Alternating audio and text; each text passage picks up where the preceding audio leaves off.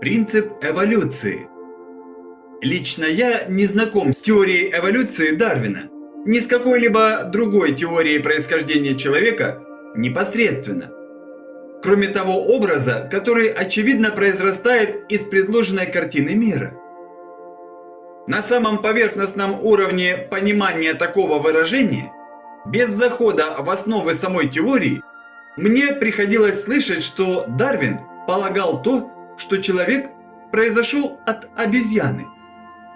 Как я уже раньше отметил, мы произошли от Бога, от Альфы или от Большого Взрыва, а наш эволюционно-иерархический путь идет от самых простых организмов до современного человека, и этим явно не заканчивается.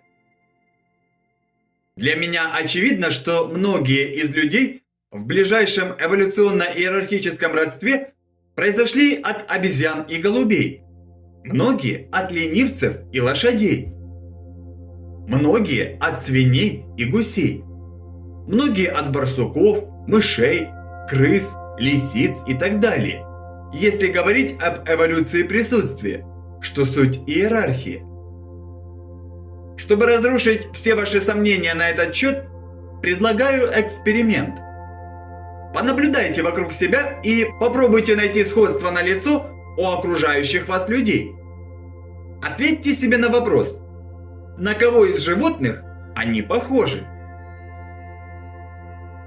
Если быть достаточно внимательным в наблюдении, думаю, вы быстро найдете немало сходств. Есть, правда, люди, не похожие на животных, но это большая редкость. Это те люди, которые давно человеками живут и уже готовятся к переходу на следующую иерархическую величину. Готовятся к освоению следующего эволюционного тела. Но не только они готовятся, поскольку переход спланирован и ожидается совместный. Мы – одна семья, роли разные, как мы уже неоднократно упоминали.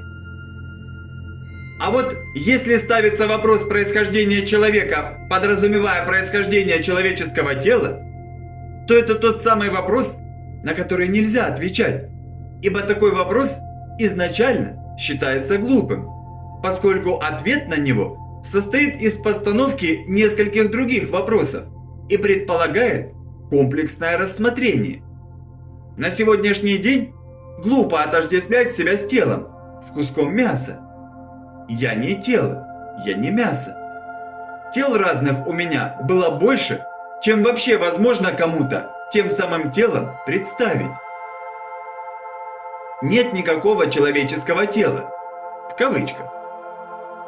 Есть экосистема, старшее тело, планета Земля, которая подчинена старшей эволюционно-иерархической системе, Солнечной системе. Солнечная система, в свою очередь, подпорядковывается старшей эволюционно-иерархической системе, галактике, которая, в свою очередь, подчинена суперсистеме, Вселенная и так далее. Мы уже несколько раз рассматривали фрактал, и здесь то же самое дело предстоит прояснить словом. Предлагаю разобрать зум планеты Земля. Я не стану вдаваться в подробности описания представления о системе, и уж тем более об экосистеме, поскольку уверен, есть хорошие работы на эту тему. И не только это. Со своей стороны лишь подчеркну основные линии, которые, как мне кажется, следует выразить и отметить, чтобы и недалекий человек сумел сообразить смысл. Как я уже отмечал ранее, в каждом теле присутствует единица, которую я назвал старшей единицей присутствия жизни. Это аттрактор присутствия жизни, что суть тоже фрактал, который является эволюционно-иерархической осью, на каждом из уровней которой есть своя старшая единица присутствия жизни. Напоминаю, аттрактор присутствия жизни и единица присутствия жизни – суть одно.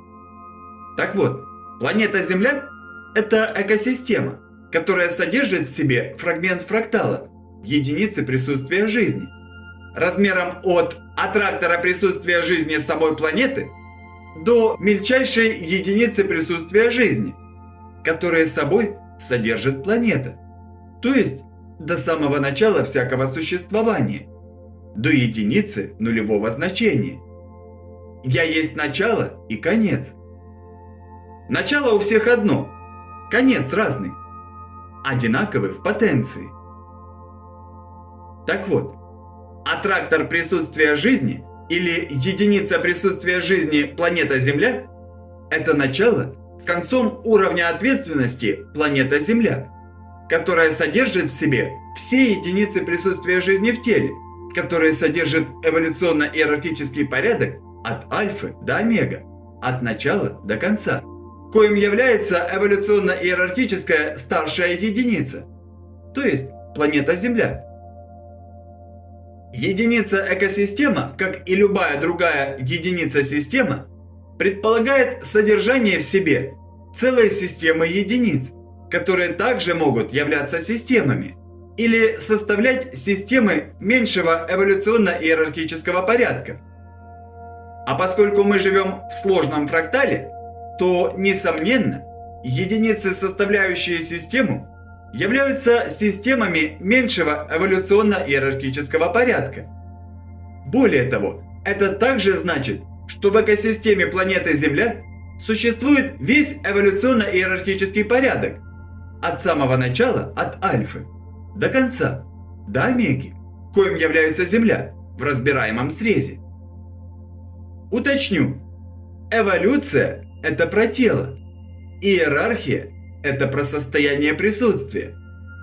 Иерархию состояния присутствий мы плотно разбирали, а вот эволюцию тел мы затронули вскользь. Поэтому акцентирую внимание на то, что на данный момент времени учеными классифицировано и зафиксировано то, что животные являются старшим эволюционным видом тел на планете Земля, а бактерии – младший вид по эволюции систем классификации. Из вышесказанного следует, что на планете Земля существует и всегда существовал эволюционно-иерархический порядок, в основе которого лежит тело и единица присутствия жизни в теле. Эволюция и иерархия, мать и отец, начало и конец. На каждый период времени от начала рождения Земли, всегда и везде, на Земле существовали и будут существовать организмы, одни из которых будут представлять старший эволюционный порядок, и те, которые будут представлять младший эволюционный порядок, наряду с их старшими иерархическими содержателями, включая промежуточные ступени, единицами присутствия жизни в теле. То есть, всегда было, есть и будет представлен весь эволюционно-иерархический порядок от альфы до омеги. Всегда и везде существует эволюционно-иерархический порядок соотношения противоположностей. Человек – это животное, которое на данный момент времени, на данном эволюционно-иерархическом уровне развития нашей планеты, является или, по крайней мере, нами считается старшим эволюционным, а значит и иерархическим представителем порядка, составляющими внутренний мир экосистемы Земля. До появления человека был все тот же эволюционно-иерархический порядок с небольшим отличием. Эволюционно-иерархический порядок планеты был другого уровня, что значит, вид у старшей эволюционно-иерархической единицы, составляющей экосистему планеты Земля, выглядел иначе. Далее следует подчеркнуть, что у Земли есть также свои эволюционно-иерархические уровни развития и роста, по которым она смещается к новому эволюционно-иерархическому состоянию. То есть следует понимать, что Земля преображается прежде нас и меняет образ своего тела, будь то появление ноосферы, образование атмосферы после очередного метеорита или выход на междукосмический уровень связи, посредством перерезания пуповины оси вращения планеты, пуповины человеческого невежества. Каждый переход планеты на новый уровень меняет и нас с вами. Это говорит и о том, что человек мог произойти непосредственно от животных, которые на момент перед переходом планеты в новое состояние были за старших на планете. К примеру, динозавры, обезьяны и так далее, с одной стороны. И о том, что человека непосредственно создал Бог, который и есть суть эволюционно-иерархический переход планеты с одной стадии на другую. Следует просматривать всю иерархию сверху донизу, что вследствие эволюции планеты, иерархии, буквально проявила новую форму жизни вида человек с другой стороны. Человек также мог быть заброшен на эту планету инопланетными цивилизациями, что и послужило причиной одного из таких эволюционно-иерархических переходов планеты Земля с третьей стороны. И сторон таких всегда больше, чем мы способны заметить и отразить.